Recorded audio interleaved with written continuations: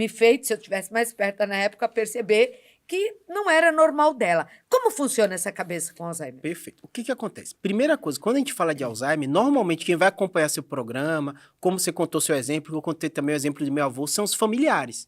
E o que que acontece? O paciente que tem Alzheimer, ele perde várias funções superiores. Então, de um modo geral, para tranquilizar os familiares, ele não costuma sofrer. O medo de todo Não? mundo, quando você ama alguém É e vê a lógico. pessoa passando por isso, é a questão do sofrimento, né?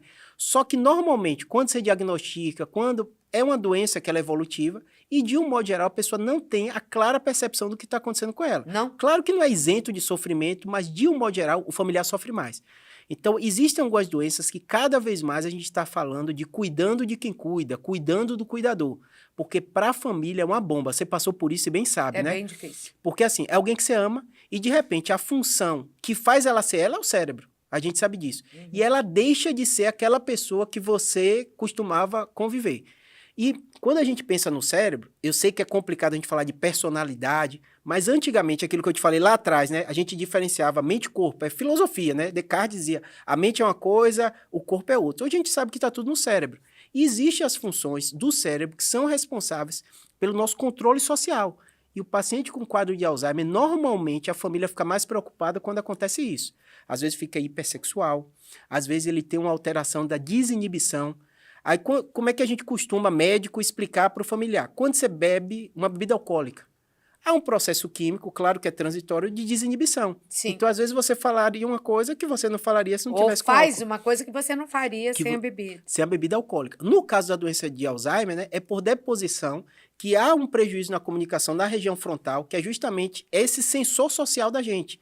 Então, quantas vezes você pensa um monte de coisa e fala, não vou falar isso, né? Então, você tem isso. O paciente com Alzheimer, como ele está prejudicado em vários aspectos, a memória está prejudicada, a região do comportamento também costuma ser bastante prejudicada. Então, às vezes, tira a roupa, né? A família fica chocada. Gente, minha mãe tinha tanta Ou sai timidez de e tal. casa sem que, né? Se você não fecha a porta, não fecha o portão, essa pessoa desaparece.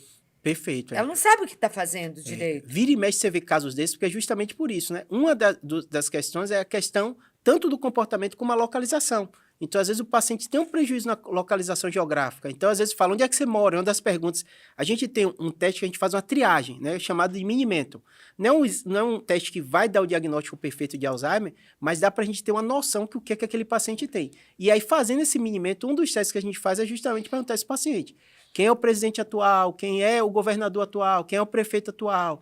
Qual é a data que a gente está hoje, né? Qual local você está? Então, você faz uma bateria de teste justamente para testar isso. Uma coisa que me impressionou muito é porque, e deve impressionar quem convive com pacientes com Alzheimer, é que o cérebro comanda tudo mesmo, porque se ele põe na cabeça que ele não comeu, ele pode ter acabado de almoçar um prato de feijoada e vai comer o segundo como se fosse o primeiro.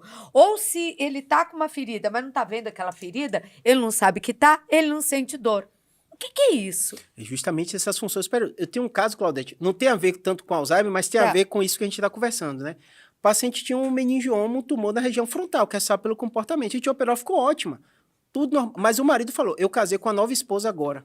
Já convivo com ela há 20 e poucos anos. Aí eu falo assim, você tem um tumor na área, você mexe como médico.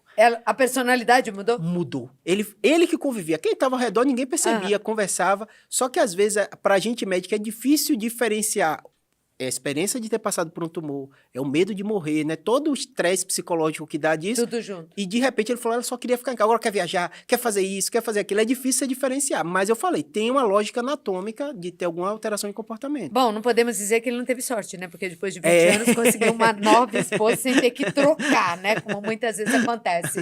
O que você aconselharia para quem está no início do Alzheimer, para as famílias que estão cuidando de pessoas com Alzheimer? Qual é o seu conselho, doutor? Perfeito. Primeira coisa é o seguinte, é muito individual. Não dá para saber evolução. Na maioria das vezes, a gente ancora que a pessoa vai ficar completamente dependente. Ou ancora que a pessoa não é mais ela.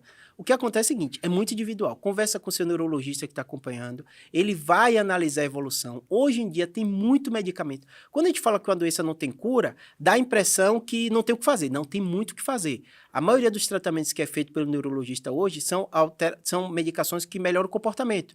Então, às vezes, a família reclama muito, não está dormindo, tá com insônia, então ele consegue melhorar essa parte. E se essa contribuição valiosa, né, da medicina, dos Com médicos certeza. para a família vier mais cedo, melhor. Quanto se mais cedo, melhor. diagnosticar mais cedo, Quanto melhor. mais cedo. E como a gente falou, apesar de não ter cura, tem muito tratamento. Então, você mostrou Supera, mostrou um monte de terapias que são ajuda. Muito paciente melhora muito com terapia ocupacional, tem um risco de queda, tem estratégia mais moderna. Por exemplo, tem familiares que, às vezes, nem é com Alzheimer, mas já está num quadro com a própria idade, com a dificuldade de memória. Hoje em dia tem celular com relógio com GPS, que às vezes o idoso não tem costume muito de usar celular. Tem familiares que o Júlio salvou a vida. Ah, descobre onde está.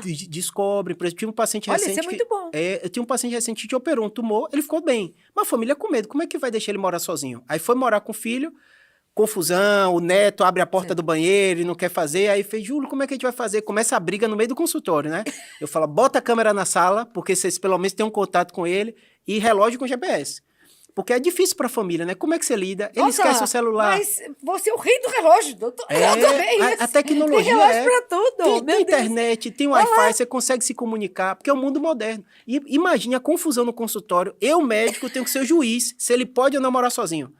Aí eu brinco com o paciente, eu falo, gente, vocês estão vendo um mundo novo, ninguém está preparado para alguém de 90 anos, autônomo, que de repente descobre um tumor, mas fica bem, o filho se sentindo culpado, como é que eu vou deixar meu pai sozinho? O pai quer ficar sozinho. Mas dá medo mesmo, ele quer ficar, mas dá medo. Mas você porque médico tem não dá para julgar. que nem mulheres lá, recentemente uma quase explodiu um prédio inteiro, porque ela esqueceu o ligado. Porque esquece, né? Com certeza. Aí ela ligou e deixa lá. Ligar. Mas é isso, Claudete. É um mundo novo. Então não adianta. Aí eu brinco, eu não sou médico, juiz, vou julgar se dá para não morar sozinho. A gente vai entender as limitações, vocês vão conversar com a tua família e tentar essas estratégias. Por isso difícil. Sabe por quê? O Brasil não está preparado para tratar os seus idosos. Só que esse país está ficando idoso, ó, não é mais um país de jovens há muito tempo. Vou te dar um exemplo. Está ficando cada vez mais idoso. Vou te dar um exemplo, Claudete. As próprias leis, a lei de trânsito, não tem idade máxima para a pessoa dirigir. Eu estava outro dia no consultório, a família levou, operou, toma medicação e quer dirigir 93 anos. E está dirigindo. E aí, muitos estão. E aí foi engraçado, que você está me dizendo do relógio, eu aprendo com eles, né? Aí ele falou, eu fiz assim, ó, mas cuidado, o reflexo não tá igual. Meu carro para automático. Aí eu fiquei assim, realmente... Então, assim, é um mundo novo, moderno. É um mundo moderno, que a gente não está acostumado. Que o medo da gente é a questão do reflexo, né? É verdade. Você tem uma idade, o carro dele para automático. Tem a distância, ele calcula, eu fiz, realmente... Eu fiz conversa e vocês não vão fazer mais aqui disso, quem não. falou. Deixa pra lá. Doutora, eu queria agradecer muitíssimo. Obrigado. Eu sei que você tem um Instagram que é muito participativo, né? E no YouTube também. Deixa seus canais pro pessoal que tá curtindo. Eu até tava brincando antes de começar, eu falei assim, ó, meu vídeo mais visto, que é meu canal, é com você. Porque seu rosto é conhecido. Fico feliz. Então, por favor, fala que no seu canal, porque agora eu não faço mais TV. Tô exercitando o cérebro fazendo internet. Com certeza. É o Neurocirurgia BR, então é o canal que a gente fala basicamente esses temas de neuro, que são difíceis mesmo. Eu falo que todo familiar, pode ser Alzheimer, pode qualquer doença, a gente não está preparado para ver alguém que a gente ama adoecer. A gente tem que respirar fundo, saber que não vai ser perfeito, mas fazer o melhor possível. Até brinco com a família, cria um grupo de WhatsApp, vão brigar lá dentro, porque vai ter briga mesmo, porque amado tem briga quando adoece, né? Mas sem dúvida vai todo mundo tentar fazer o melhor para aquela pessoa que ama. Bom, e até na briga a gente exercita o cérebro, né? É onde mais não pode brigar demais, é onde mais exercita. Fofoca e briga, Claudete. A gente reclama, mas a gente não vive sem. Beijo, obrigada Obrigado, pela participação aqui. Um beijo a vocês que acompanharam mais um episódio também. E conte aí pro pessoal, tem que bater o sino, hein, lá. Quando entrar no Instagram, é Pod Saúde com Claudete